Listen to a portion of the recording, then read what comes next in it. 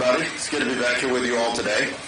I wanted to kick things off this morning by responding to a few of the outrageous things that happened last night.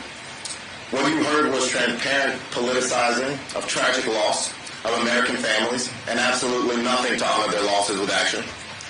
You did not hear about a plan to secure the border from the Republicans. You did not hear about a plan to reduce crime. You didn't hear about getting guns out of the hands of criminals. Because Donald Trump and Republicans aren't here to lead, it's because they are here to divide. In fact, it was Donald Trump who ordered his MAGA allies to kill the toughest, fairest bipartisan border deal in decades because they thought it would help him politically. President Biden sees things differently. He is a president of action. President Biden is fighting for these families. He understands their pain, and he's taking actions to protect American families because that's what real leaders do. I'm prepared to make a wild prediction that tonight will be more of the same as Republicans come together to coordinate their second-in-command, J.D. Vance. But before I talk about Donald Trump's vice presidential pick, I want to talk about our Vice President, Kamala Harris. She is a powerful voice in this nation. Kamala Harris' story is an American story, and she has spent her life serving the people. As a prosecutor, a district attorney, an attorney general, a United States senator, and as vice president, she has represented America around the world. She's fought for our rights and stood strongly with President Biden to deliver for our families.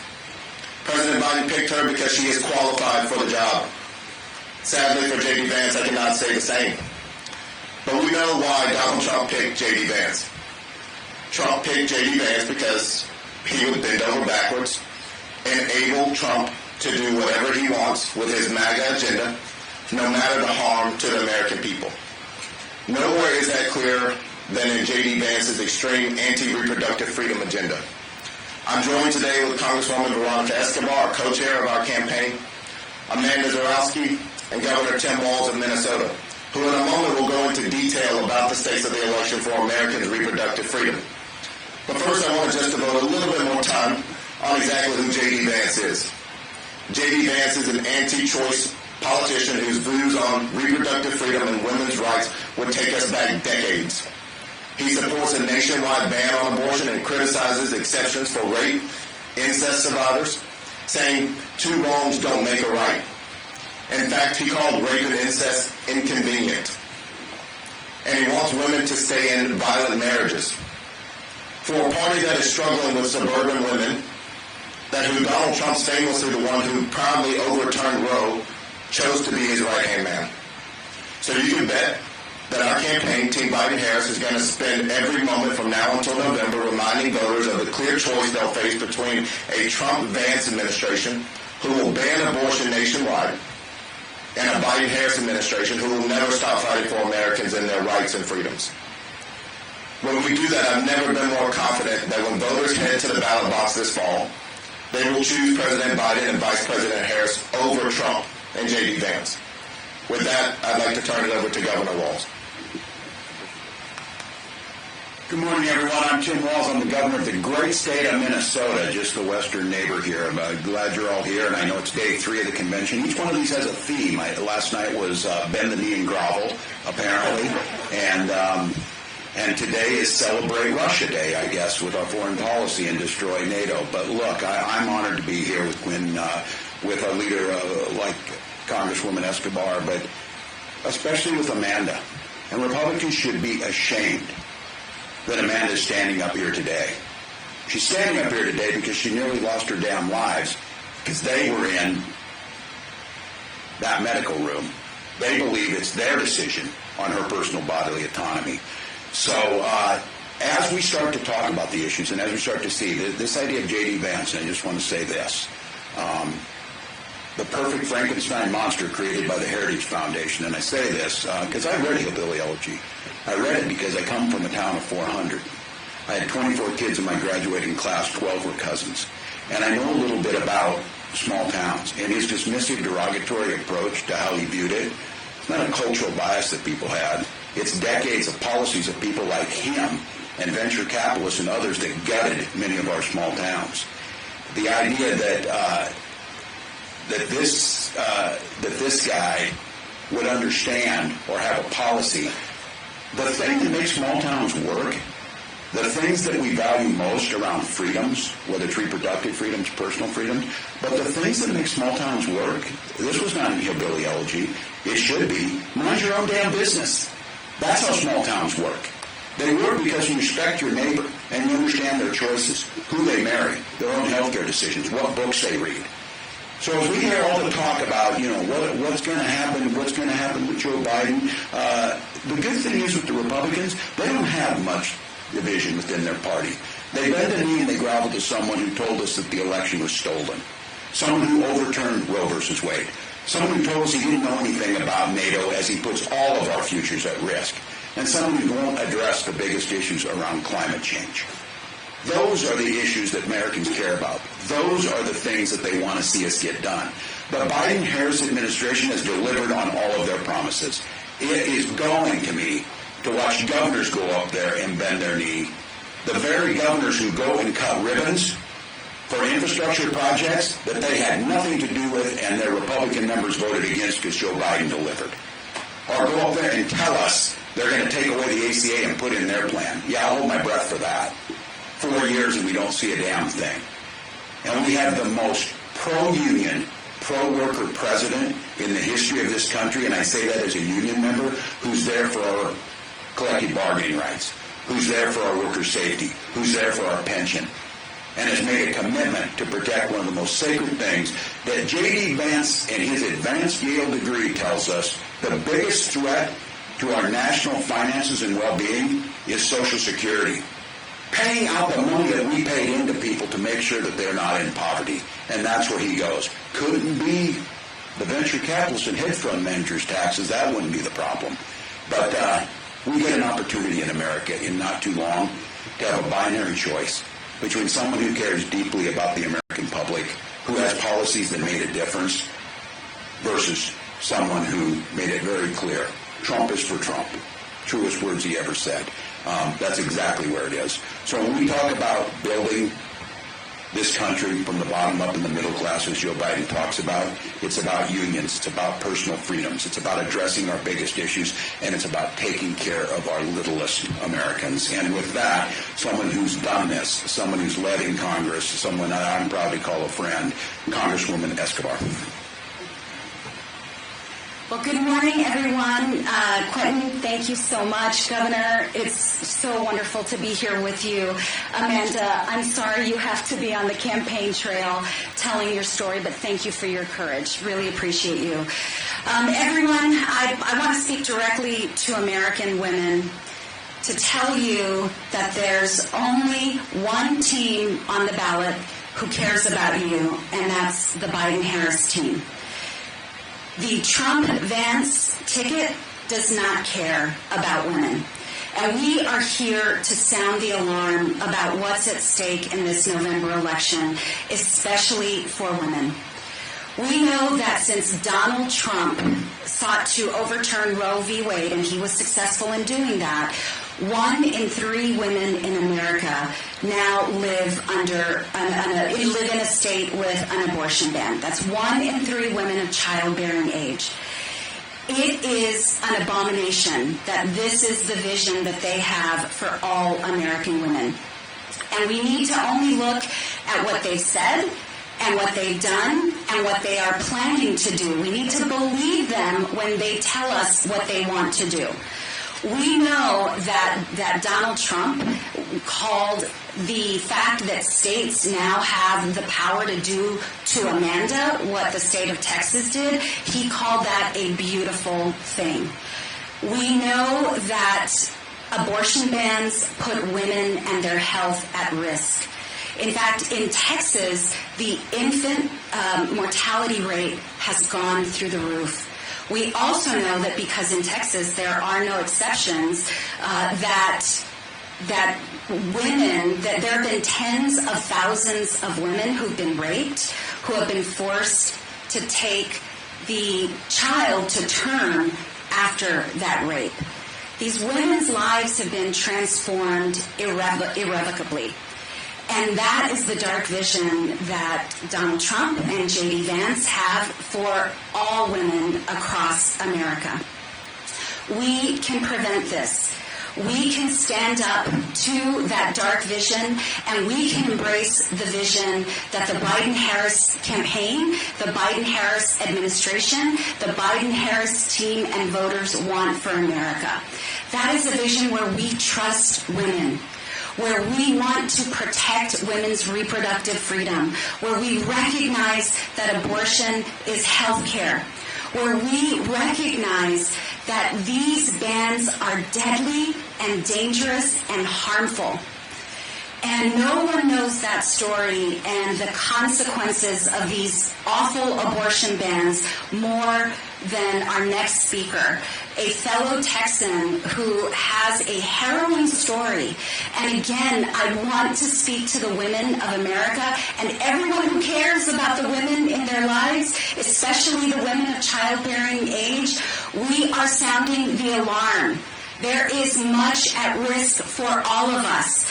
But we can defend women, fight for women, and stand up for women this November. I'd like to again thank and welcome Amanda Zarowski, who's going to share her harrowing story with all of us. Thank you, Congresswoman. Thank you, Governor. And thank you, Quentin. Thank you all so much for being here. My name is Amanda Zarowski, and I live in Austin, Texas. I'm here today to share my own story, a story that was only made possible because of Donald Trump, and one that, if it is up to Trump and his new running mate, J.D. Vance, could become a reality for far too many other Americans. In the spring of 2022, my husband Josh and I learned I was pregnant with our first baby, a girl. We were over the moon. My first trimester was smooth sailing, but then suddenly at 18 weeks, I suffered catastrophic complications.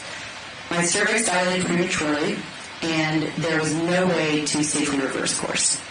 So we were with 100% certainty going to lose our baby girl. We were devastated. What I needed at that point was an abortion so that I could safely and with dignity deliver my daughter and begin the healing process both physically and emotionally. But unfortunately, this was post-Roe, Texas.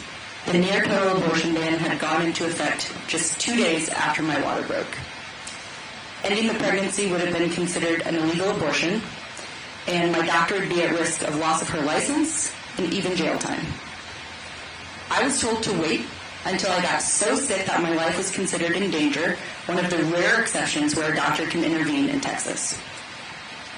It took 3 days and a near-death crash into septic shock before my doctor could finally provide the health care that I desperately needed. She stabilized my vitals enough to deliver our baby, who we named Willow, but then I crashed again with another bout of sepsis and was transferred to the ICU.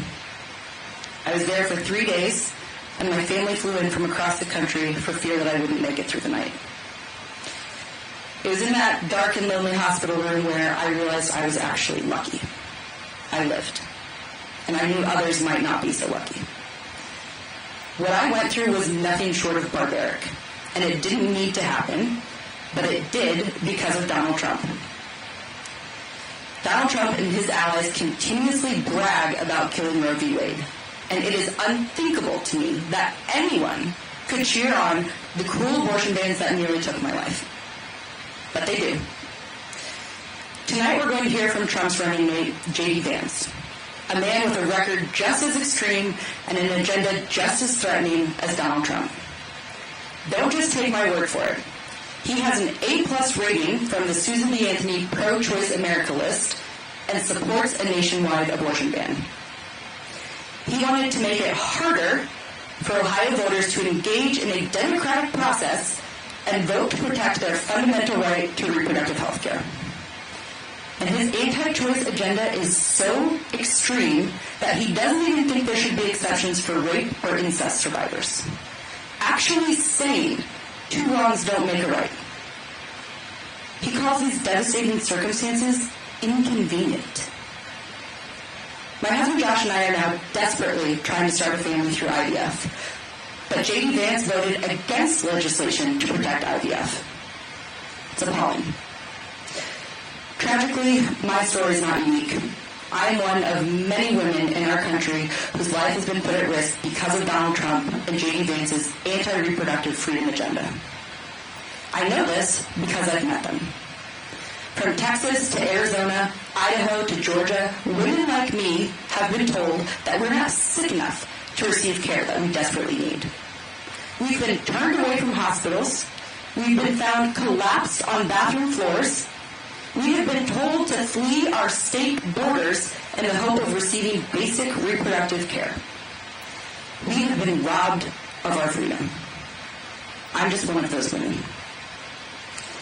Like most Americans, I believe that healthcare decisions belong between a woman and her doctor. But if Donald Trump and J.D. Vance are elected, they will make my devastating story, the stories I've heard across the country, the reality for far too many more American women. That's why we must re-elect President Biden, Vice President Harris, and Democrats up and down the ballot. They are fighting for reproductive freedom, and they won't stop until they restore the protections of Roe so that people in every state have access to the care they need. The stakes of this election could not be higher for our lives and for our future. Thank you.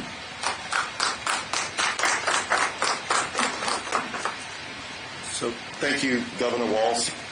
Thank you, Congresswoman Escobar, and thank you, Amanda, particularly for your bravery. I know that it is not easy sharing those stories, living through them nonetheless, and getting up and talking about them in front of people, but you're doing it for a cause. And I don't know how anybody could hear what Amanda just said and think that the Republican Party, with two individuals at the top of the ticket, men nonetheless, could double down on reproductive stances like they do, cheer them on, and think it's okay.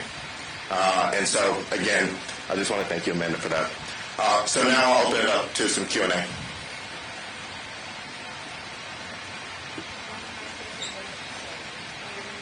Examiner, this is actually a question for the governor. I think you sent around a letter about the virtual roll call. Can you just confirm the dates of that and why you suggested an August date? Is that to give the party time to think about the president's nomination? Yeah, the parlor game of the virtual vote. Look, Bishop Daughtry, I and the Rules Committee, our job is to set the rules for a convention. This has been done always. One of the things is, just to be clear, and it's not by coincidence, J.D. Vance in Ohio. Ohio's legislature in the ballot access, the timing of it was the initial part of making the virtual ballot, making sure our delegates, as they got there, committed to Biden and Harris to cast those votes. And the timing of the convention makes it so that we need to get that in ahead of time. This meeting was scheduled for many months, the one on Friday, and it was never meant to be the virtual roll call. It'll be setting out the agenda together as the Rules Committee moving forward. That virtual vote won't happen before the 1st of August, and we just need to get it done probably by the 15th of August to make sure that those signatures on things are in the Secretary of State's. And it's including states, I believe Washington's August 20th, the second day of our convention. So those are the reasons for it. Oh, I'm sorry. It's not my job to call out. You're good, Governor. Megan Musserly with Politico. So Vice President Harris postponed her Florida trip where she was going to talk about abortion in light of Saturday's shooting. President Biden is still facing calls to drop out of the race. How can the campaign effectively prosecute its case on abortion in this current moment? Well, one, as you heard from Amanda, many women are living through it. And so when you have something that, unfortunately, because of the Republican Party, Donald Trump and J.D. Vance, so many people are actually living through day to day, it's pretty easy to connect on it. Our campaign is going to continue to talk about the issues. We're going to continue to have people like Amanda telling their stories because, unfortunately, they're far too common. The vice president has been out across this country, crisscrossing across the battleground states, talking to voters about the stakes of this election. I think that J.D. Vance's nomination as vice president obviously gives a new angle to that because, unfortunately, Donald Trump's first act after something horrific happened to him, no doubt about it, and there's no place for political violence in our country, his first thing was to pick a vice presidential nominee who wants to continue doubling down on hurting women like Amanda and women across this country that are of reproductive age. And so our case is pretty clear. We're going to continue to point out where the Republican Party and Donald Trump's MAGA extremists stand on the issue of abortion. They want a nationwide abortion ban. doubling down on it. They want to get rid of IVF and family planning services. They don't believe or trust women, nor do they respect them enough to think that they should control their own reproductive freedom. And so our case to Americans is pretty clear. Joe Biden and Kamala Harris trust women. Joe Biden respects women enough to actually listen to them and put one as his vice president who has actually gone through talking about and understanding women's choices and the things that women in this country have to go to. Nevertheless, a black woman. Let's get into the facts about black maternal health care in this country. And so our case is pretty clear. We're going to continue to take it to the American people every single day from now until November.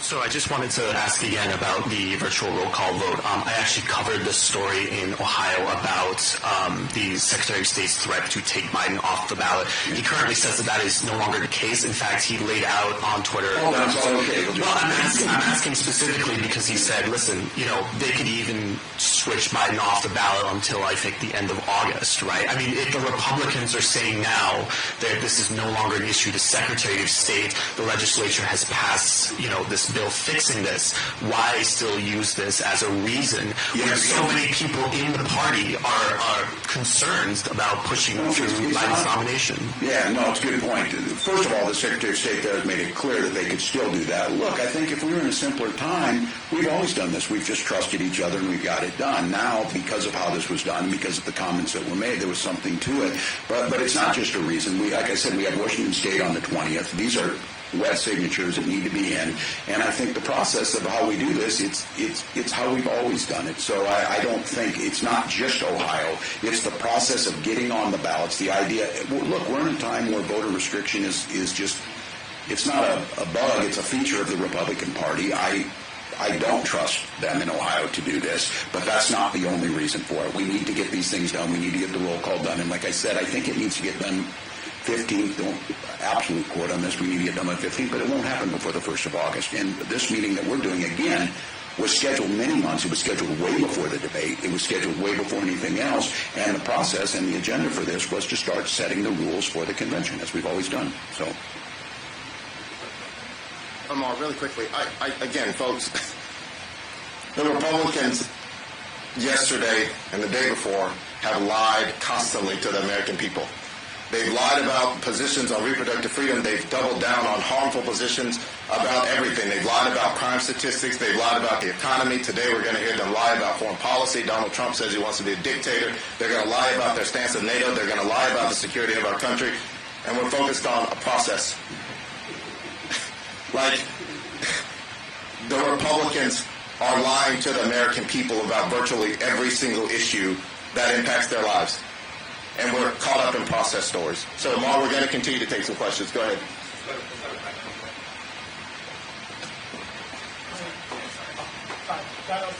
Voice. Quentin, are there going to be more press events like this in regards to Project 2025? Because I sent a report in Atlanta for one that's happening at 2 o'clock today with Representative Hank Johnson and others. So is this going to be something that we're going to focus on a lot more in regards to making sure that we talk to the press about Project 2025? Thank you for the question, Alan. Absolutely. It is extremely important for us. Again, our whole thing has been this election as a choice. And there are two very different visions for this country. We heard the president in Detroit lay out his vision, where he wants to expand health care. He wants to expand the cap on prescription drugs, continue to lower costs.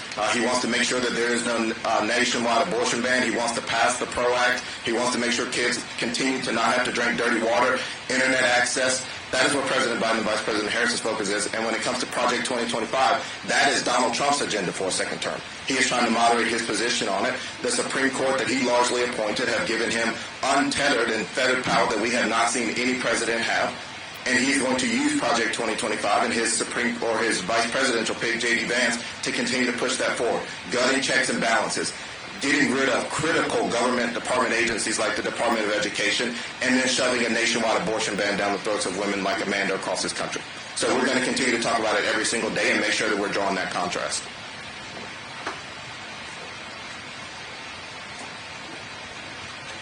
Brennan Jones, TMJ4 News. Driving around Milwaukee, you can see near construction zones, Biden infrastructure plan paid for those construction zones. What other ways are you guys looking to campaign in Milwaukee, and why should Milwaukee voters select you guys in November? Well, first we should just start by Donald Trump saying that he thought Milwaukee was disgusting and that he hates being here. That seems like a good place to start for Milwaukee voters. But second, I think that the work that you do see around is creating jobs. Milwaukee voters are just like voters from across this country. Inflation is continuing to come down. Milwaukeeans with diabetes, their insulin is capped at $35 because of the work of the Biden-Harris administration. Milwaukeeans with student loan debt, they're getting their debt forgiven because of the Biden-Harris administration. Unfortunately, any that are under the age of 26 are continuing to be able to allow to stay on their parents' health care insurance because of President Biden, and it has been expanded. So we're going to continue to draw the stakes of this election. Women of reproductive age have more to lose in Milwaukee and Wisconsin than anyone else. Unfortunately, let's talk about African-American voters.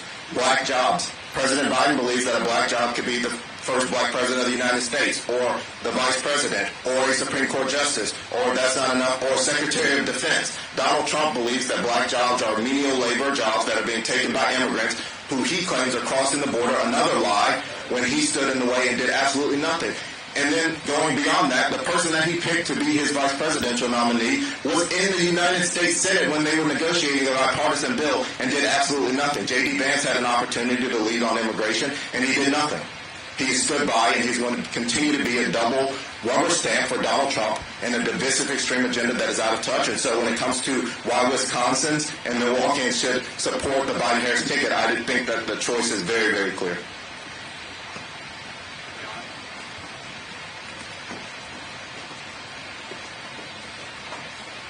Hi, Oriana with Notice. I wanted to know if Democrats plan to center gun safety after the assassination attempt against Trump, and if so, how? Look, I first want to start by saying this, and I think it has to be a prerequisite about any question that comes after this or relates to what happened. What happened to former President Trump is appalling. It has no place in our political system. I think we saw President Biden come to Americans immediately, not as candidate Joe Biden, although that is a hard distinction to make, but as President Joe Biden from the Oval Office to double down on the fact that we can't stand for this. We have to continue to move past it in this country.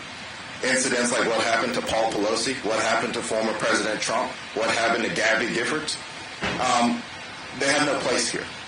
But when it comes to your questions, particularly on gun violence and gun reform, we're not changing our position on this. And unfortunately, I will have to say, because we're talking about what we're seeing on the streets walking around here, yesterday coming into our office here today, I saw a raffle for an AR-15.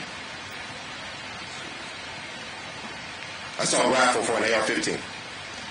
So when it comes to where we are, we have been the party of common sense gun reform. We have been the party of making sure that people need basic background checks before they can get weapons. Nobody needs an AR-15 for sport, an AK-47 for sport.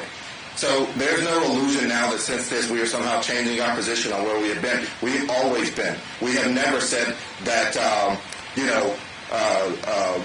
that teachers should be responsible somehow for protecting their students for gun violence. We've never said things like when school shootings happen that we should just get over it when people are losing their kids. And so our position on this has been very clear. It was the same position before the assassination attempt on former President Trump, and it's going to be the same as we continue to move forward.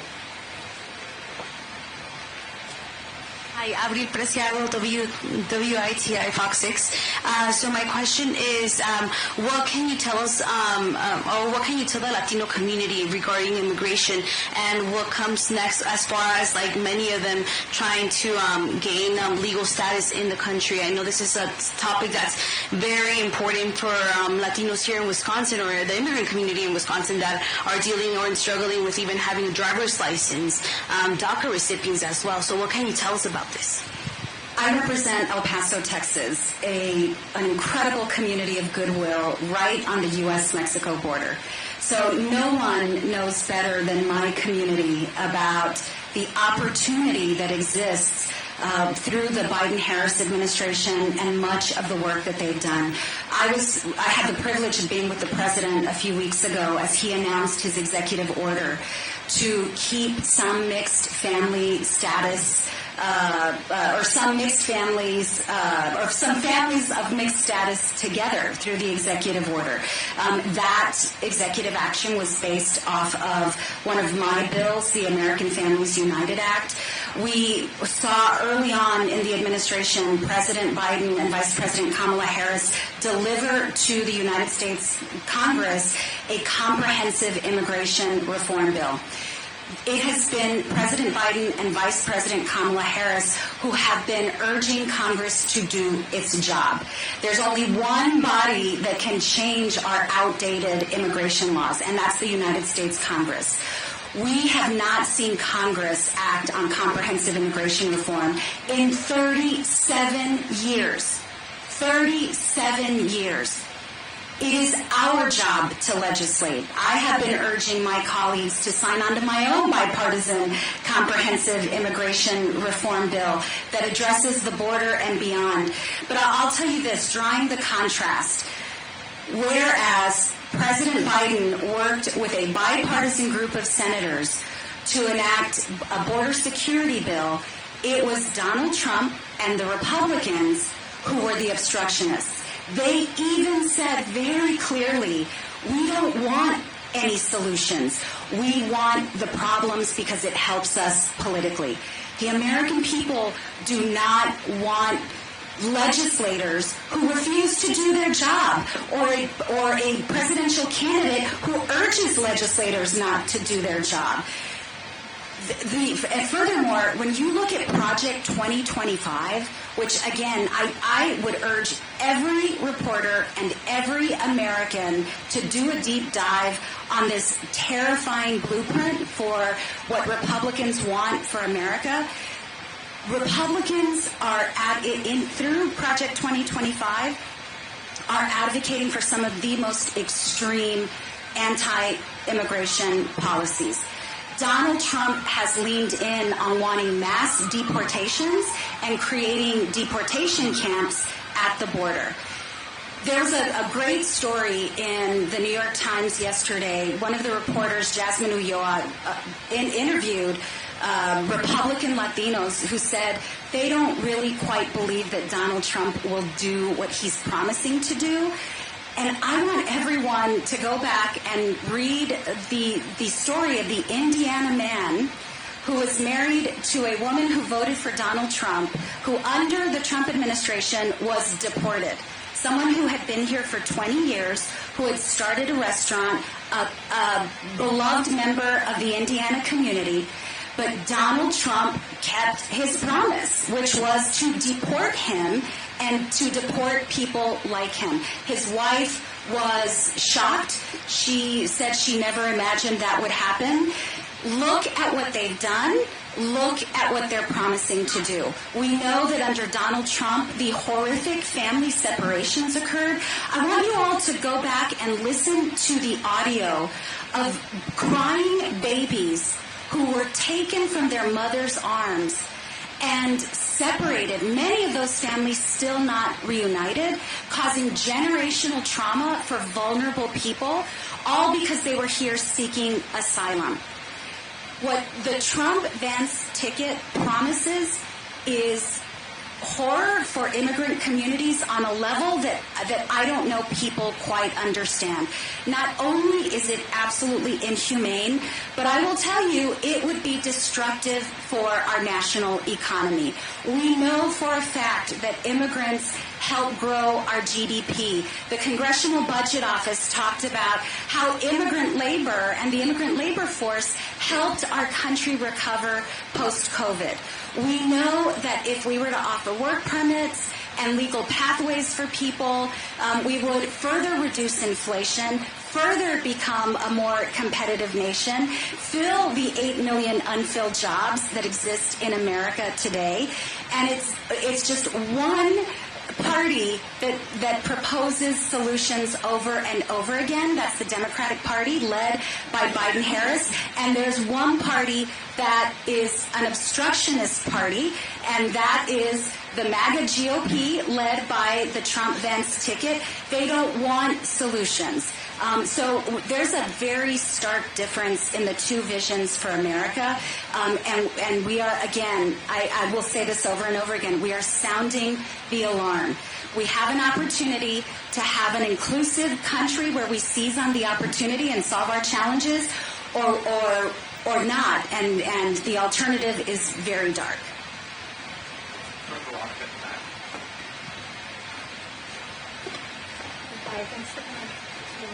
Veronica with CNN. Can I get your response to Ron DeSantis and Nikki Haley's appearance last night at the RNC, particularly Nikki Haley's endorsement of Donald Trump, given the Biden's campaign outreach to her supporters? Look, I think that Nikki Haley and her supporters are two different groups of people. Nikki Haley's supporters voted for her during the primary, hundreds of thousands of them, well above the margin of victory in every single one of the states where Republican primaries took place. Unfortunately, Nikki Haley got on stage last night and spewed MAGA extremist talking points.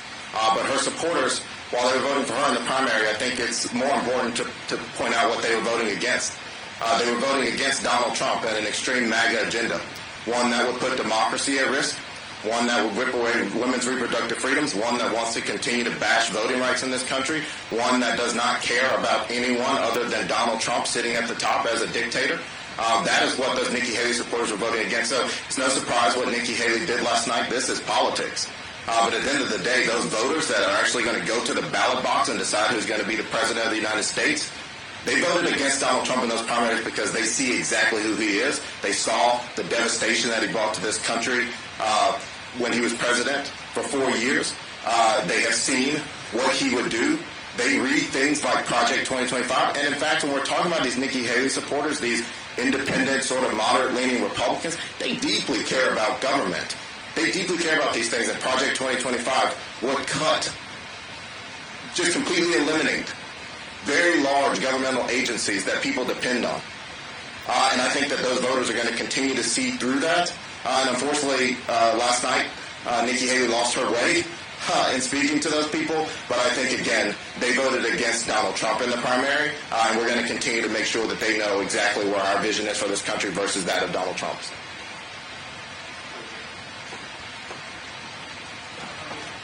I can hear you.